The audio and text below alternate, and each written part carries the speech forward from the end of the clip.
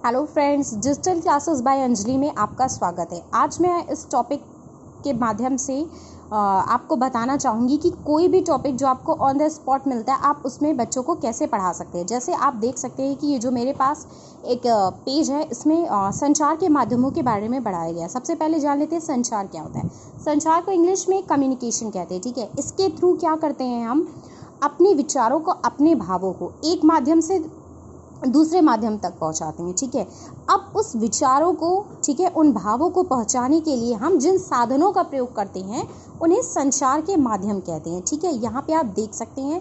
अब जैसे अगर आपसे एग्जामिनर पूछता है कि आप संचार पे बच्चों को ऑन द स्पॉट एक पाठ प्रस्तावना प्रश्न बना के दिखाए, तो सबसे पहले आप ऐसा नहीं है डायरेक्ट आप संचार के साधन बच्चों को आप ये पूछेंगे कि बच्चों, अगर आप कोई भी चीज़ एक व्यक्ति से दूसरे व्यक्ति तक पहुंचाते हैं तो उसके लिए आप किसका प्रयोग करते हैं। बच्चे कहेंगे मैम भाषा का प्रयोग करते हैं। वेरी गुड बच्चों, उस भाषा के द्वारा आप क्या चीज़ पहुंचाते हैं, तो बच्चे बोलेंगे कि मैम अपनी बात पहुंचाते हैं। अच्छा, वेरी गुड बच्चों। अच्छा बच्चों, उस बात को हम लोग किन साधनों से पहुंचाते हैं, बच्चा नहीं बता पाएगा। यहीं पे छात्र निरुत्तर हो जाएगा और यही आपका पाठ प्रस्तावना प्रश्न बन जाएगा। याद ये रखना है कि बच्चा जो आंसर दे वहीं से आपका दूसरा क्वेश्चन जनरेट होना चाहिए। जो आपके पाठ प्रस्तावना प्रश्न बनते हैं, या तो आपका तीसरे पे बनता है, या पांचवें पे बनता है, या सातवें पे। कहने का मतलब है पाठ प्रस्तावना प्रश्न हमेशा ऑड नंबर पे बनता है, ठीक है। इवन नंबर पे कभी भी पाठ प्रस्तावना प्रश्न नहीं बनता है, ठीक। तो यहाँ पे आपने देखा, मैंने 3 नंबर पे ही आपका छात्र निरुत्तर कर दिया और यहीं पे आपका पाठ प्रस्तावना प्रश्न जो है वो तैयार हो गया। अब आप बच्चों से कहेंगे कि बच्चों, अब आप टॉपिक को जो है वो ओपन करेंगे सबके सामने कि बच्चों आज हम लोग संचार पढ़ेंगे, ठीक। संचार क्या होता है। संचार के माध्यम से बच्चों हम अपने भावों और विचारों को एक व्यक्ति से दूसरे व्यक्ति तक पहुंचाते हैं, और इन भावों और विचारों को पहुंचाने के लिए हम जिन माध्यम का प्रयोग करते हैं उन्हें संचार के साधन कहते हैं, ठीक। ये आप उनको बहुत अच्छे से बता देंगे।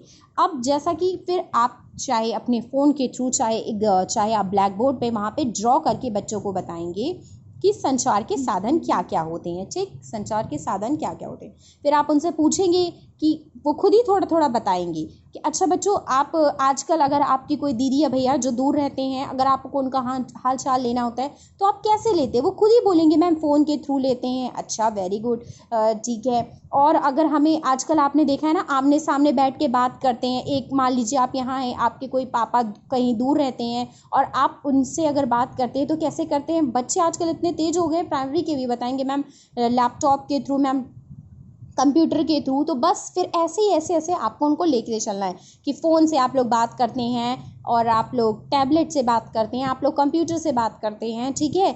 आप लोग डाक से जैसे पहले बात किया जाता था, ठीक, इसी से ही बात करके आप लोग बताएंगे। अच्छा, फ़ोन के क्या फ़ायदे होते हैं, क्या नुकसान होते हैं, ये सब भी आप थोड़ा थोड़ा उनसे पूछेंगे, उनके व्यू को जानेंगे, ठीक है। उनसे पूछेंगे और उनके व्यू को जानेंगे आप। इस प्रकार से आपने पाठ प्रस्तुति प्रश्न बनाना है, फिर उनको डिस्कस करना है, फिर ऐसे ही करके आपका चैप्टर धीरे धीरे आगे बढ़ेगा। फिर एक एक, जैसे यहाँ पे डायग्राम है, एक आध दो डायग्राम, जैसे छोटा सा फ़ोन, छोटा सा आपने फटाफट कंप्यूटर आपने ब्लैक बोर्ड पे अपने ड्रॉ कर दिया, थोड़ा सा उनको समझा दिया, ठीक। यही सब चीज़ें करके उनको बताना है कि फ़ोन के क्या फ़ायदे होते हैं। फ़ोन के ये फ़ायदे होते हैं कि अगर हम एक स्थान से दूसरे स्थान पे भी हैं, हम लोग दूर दूर भी बैठे हैं, तो बगैर हम लोग बहुत अधिक खर्चा किए, बहुत अधिक श्रम खर्चा किए, हम लोग तुरंत ही बात कर सकते हैं, हालचाल ले सकते हैं अपने परिजनों का, अपने माता पिता का, अपने भाई बंधुओं का। ये एक फ़ायदा होता है। कंप्यूटर और टैबलेट और लैपटॉप के थ्रू हम आमने सामने भी बैठ के बात कर सकते हैं और उनकी शक्ल भी देख सकते हैं। आजकल तो नए नए फ़ोन इतने आ गए हैं, उसमें भी इतना अच्छा सिस्टम हो गया है कि अब हम लोग फ़ोन से भी आमने सामने बैठ के जैसे वीडियो कॉल के थ्रू बात कर सकते हैं, ठीक। पहले इतना नहीं था, तो पहले बच्चों फ़ोन नहीं चलता था, ठीक। इस प्रकार से आपको इतना बता देना। फिर आज अब पहले स्टार्टिंग में रेडियो चलता था, ठीक है। और लोग पहले बहुत डाक वगैरह लिखते थे, ठीक है। डाक के क्या क्या फ़ायदे हो सकते हैं, रेडियो के क्या क्या फ़ायदे हो सकते हैं। रेडियो सुनने से आप क्या होता है, एक तो आपको पूरा समाचार मिल जाता है, ठीक है। आप और आपकी श्रवण क्षमता भी विकसित हो रही है, ठीक है। आपकी भाषा पे भी पकड़ बन रही है। ये सब चीज़ आप बच्चों को बताएंगे, ठीक। जैसे देखिए इसमें लिखा गया है, चित्रों में दिए गए वाक्यों पर चर्चा करना है। अब आप उनसे पूछेंगे बच्चों से कि ये क्या, कौन सी चीज़, क्या। बच्चा कहेगा मैम ये फ़ोन है, ठीक है, ये आपका क्या बोलते हैं लैपटॉप है, ये आपका कंप्यूटर है, ये रेडियो है, ये फ़ोन है, ठीक। ऐसे करके ये आपका स्पीकर के फॉर्म में आपका वीडियो कॉल के थ्रू वाला स्पीकर जो है पुराने ज़माने में जो चलता था वो है। इस टाइप से आप बच्चों से डिस्कस करवा सकते हैं। इसी प्रकार अन्य वाक्य सुनाएं और कहलवाएं, वही चीज़ है जैसे अब एक एक क्लास में आप डिस्कस कर सकते हैं कि फ़ोन के फ़ायदे, कंप्यूटर के फ़ायदे, लैपटॉप के फ़ायदे, डाक के फ़ायदे, टेलीफोन के फ़ायदे। अच्छा, टेलीफोन से भी बेटर क्या है? तो बच्चे कहेंगे मैम आजकल फ़ोन है, ठीक है। पहले क्या चलता था? मैम कंप्यूटर चलता था, फिर और थोड़ा सा इनोवेशन हुआ, आविष्कार हुआ, आपका लैपटॉप आया, फिर लैपटॉप से भी छोटा टैबलेट, फिर टैबलेट से भी छोटा फ़ोन, इसमें नए नए फीचर्स आजकल तो सब कुछ आपके फ़ोन से ही हो जाता है, ठीक है। फिर वही चीज़ कह रहे हैं, विद्यार्थियों को कौन कौन से संचार के माध्यम पसंद है और क्यों। अब आप बच्चों से पूछे कि बच्चों अगर आपको अपने माता पिता से, भाई बहन से जो कि दूर हैं, अगर उनसे बात करना हो तो आप किस माध्यम को प्रेफर करेंगे? खुद ही बच्चा बताएगा कि मैम हमें फ़ोन पसंद है। क्यों? क्योंकि वो छोटा होता है, उसे सरलता से एक स्थान से दूसरे स्थान तक ले भी जा सकते हैं, बहुत ज़्यादा भारी नहीं होता है, अपने पॉकेट में रख लेना होता है, बहुत ज़्यादा जगह भी नहीं गिरता है। सब ऐसे ऐसे करके बच्चा खुद ही बताएगा, नहीं मैम पहले के ज़माने में तो इतना नहीं था, हम लोग फ़ोन ही से बात कर लेते थे। तो खुद बच्चा आपको बताएगा कि उसे कैसे क्या करना है, ठीक। फिर दूरदर्शन, मोबाइल, इंटरनेट के अधिक उपयोग से होने वाले नुकसान पर भी बचाए। अब ये भी आपको डिस्कस करना है। चलो ये तो प्रॉफिट हो गए, ये तो आपके कैरेक्टरिस्टिक्स, आपकी क्वालिटीज़ हो गए। अब इसके डिसएडवांटेज क्या है? कि अधिक फ़ोन का यूज़ करने से क्या होता है कि बच्चा पूरी तरीके से फ़ोन पे ही डिपेंडेंट हो जाता है, ठीक है। कुछ आप एक्स्ट्रा, अगर आपको कोई भी दिक्कत होती है, बच्चा तुरंत गूगल कर लेता है, मतलब अपना एक्स्ट्रा दिमाग बच्चा बिल्कुल लगाना बंद कर देता है। दूसरी साथ ही साथ आप लोग इतने ज़्यादा, मतलब कहते हैं नहीं, एक एडिक्शन लग जाता है आपको कि बिना उसके आपका काम ही नहीं चलता। आजकल तो छोटे छोटे बच्चे बगैर फ़ोन के खाना ही नहीं खाते, टीवी नहीं देखते हैं, ठीक है। ऐसे ही आपको अपने क्लास में बच्चों से डिबेट करनी है, चर्चा करनी है, ठीक। ये सब आपको करना है। इसके बाद देखिए संचार के साधन, संचार सब साधनों का देखो जोर, संदेश पहुंचाते चारों। फिर वही सब चीज़ें कि पहले के ज़माने में बच्चों डाकिया आता था, डाक से लाते थे। पहले लोग न्यूज़पेपर कितना ज़्यादा पढ़ते थे, क्योंकि पहले तो इतना ज़्यादा आपका इनोवेशन हुआ नहीं था, ना फ़ोन था, ना कंप्यूटर था, ना लैपटॉप, ना टैबलेट, ऐसा कुछ नहीं था। बच्चे एक स्थान से दूसरे स्थान तक जाने के लिए हम लोग डाकिए का प्रयोग करते थे, डाक लिखते थे, डाक भेजते थे पोस्ट ऑफिस जाके, वहाँ से डाकिया आता था, वो सबके घर घर में डालता। आजकल तो ट्रेंड है लेकिन अब उतना नहीं है, उतने लेवल का। या फिर घोड़ों से जाके, जो राजा महाराजाओं के टाइम में जो उनके मतलब नौकर होते थे या जो उनके सूचना करता होते, तो वो एक स्थान से दूसरे स्थान से, एक राजा से दूसरे राजा तक अपनी बात घोड़ों के माध्यम से वहाँ पे एक सूचना करता जाता था, दूसरे राजा तक अपनी बात पहुँचाता था, एक रोलर बोर्ड टाइप का कुछ लेके। फिर अपना चिट्ठा वो खोलते थे, पूरा भाषण मारते थे ऐसे से। या फिर अगर आपने सॉन्ग में देखा होगा कबूतर जा जा जा, तो उसमें कबूतर संदेश लेके जाता था, है ना। तो इस टाइप से आप अपनी क्लास में बच्चों से डिस्कस करेंगे कि पहले क्या होता था, आज क्या होता है। अच्छा, आज ज़्यादा अच्छा है बच्चों की, पहले ज़्यादा अच्छा था। अच्छा, इसमें क्या लाभ है, इसमें क्या लाभ है, इससे क्या हो रहा है कि बच्चा उस चीज़ के बारे में समझ रहा है, उसमें इन्वॉल्व हो रहा है। आपके डिस्कशन में बच्चा पूरी तरीके से इन्वॉल्व होना चाहिए।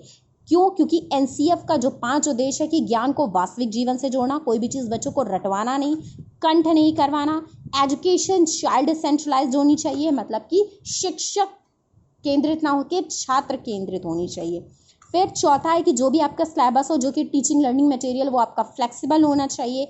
पांचवा बट नॉट लीस्ट, मतलब लास्ट बट नॉट लीस्ट, कि आपको बच्चों के अंदर देशभक्ति की भावना जागृत करनी। यही एनसीएफ नेशनल करिकुलम फ्रेमवर्क जो आपका 2005 में आता है, यही इसके 5 मेजर ऑब्जेक्टिव है। इसीलिए कोई भी चीज़ होती है वो ज़्यादा से ज़्यादा टीचर ये प्रैक्टिस करे कि आप क्लास में कोई भी चैप्टर पढ़ाओ, उसमें ज़्यादा से ज़्यादा इन्वॉल्वमेंट आपके स्टूडेंट्स का होना चाहिए। यही इसका बेसिक पर्पज़ है, ठीक। तो ये आपने संचार के साधन पढ़े। ऐसे ही करके आप और भी, जैसे आज मैंने इसकी पाठ प्रस्तावना प्रश्न बनाई, ऐसे फिर मैं किसी और सब्जेक्ट के लेके आऊँगी। बेसिकली आपको ये याद रखना है कि जहाँ पे आपका क्वेश्चन हो, ठीक, फिर बच्चा उसका आंसर दे, जहाँ पे बच्चा आंसर दे वहीं से आपका नेक्स्ट क्वेश्चन जनरेट होना चाहिए। 3 पे, 5 पे, 7 पे, मतलब कि जो विषम संख्या है उस पर आपके पाठ प्रस्तावना प्रश्न बनने चाहिए। जहाँ पे बच्चा उत्तर ना दे पाए वहीं पे आपको छात्र निरुत्तर कर देना है, और उसके बाद आपको टॉपिक को ओपन करना है। मतलब जब तक बच्चा छात्र निरुत्तर नहीं हो जाता तब तक कभी भी आप टॉपिक को डिस्क्लोज नहीं करेंगे। समझ में आ रहा है कि मतलब बताएंगे नहीं। जैसे आपने देखा है कि प्राइवेट स्कूल में टीचर्स जाते हैं, अगर संचार पढ़ाना है तो कहेंगे बच्चों आज हम संचार पढ़ाएंगे, ऐसा नहीं है। पहले आप बच्चों से क्वेश्चन तो पूछिए कि बच्चा उस संचार के बारे में प्रीवियसली कितनी नॉलेज रखता है। इसीलिए जब आपने लेसन प्लान बनाया हो तो उसमें हमेशा ये लिखते हैं कि पूर्व ज्ञान जानते, कि बच्चों को फलाने के बारे में पूर्व ज्ञान है, मतलब प्रीवियसली बच्चों को कितनी नॉलेज है, ये ज़रूर बच्चों को पता होना चाहिए। एक इफेक्टिव टीचर की यही मेन टीचर स्किल मानी जाती है कि वो कितने अच्छे तरीके से, कितनी एफिशिएंटली अपने स्टूडेंट को ट्रीट करता है, ठीक है। ये आज के लिए बस इतना ही। उम्मीद करूंगी कि जब आप एज अ टीचर वहाँ पे जाएं पढ़ाने के लिए तो अपना बेस्ट दें उस 1 मंथ के दौरान, क्योंकि आपको केवल 4 मंथ्स की टीचिंग करनी होती है, लेकिन उन बच्चों के लिए वो 4 मंथ समझ लीजिए बहुत ज़्यादा यूजफुल हो जाता है। मैं हर एक DLED ट्रेनिंग से या BEd ट्रेनिंग से कहूँगी कि जब वो किसी स्कूल में जाए तो वहाँ पे बहाने की बजाय वो ये फोकस करे कि वो अपने स्टूडेंट्स को मैक्सिमम कितना कितना सिखा सकते हैं। ठीक, आज के लिए बस इतना ही। अगर आपको मेरा वीडियो अच्छा लगा होगा तो प्लीज़ इसे लाइक करिएगा, शेयर करिएगा और चैनल को सब्सक्राइब ज़रूर करिएगा बच्चों, ठीक है। और उम्मीद करती हूँ आपको अगर कोई भी क्वेश्चन होगा, आपकी कोई भी क्वेरी होगी तो आप कमेंट बॉक्स में ज़रूर कमेंट करिएगा कि मैम मुझे ये चीज़ के लिए पाठ प्रस्तावना प्रश्न चाहिए या मुझे आप इस सब्जेक्ट का बताइए। आज के लिए बस इतना ही। Thank you for watching my videos.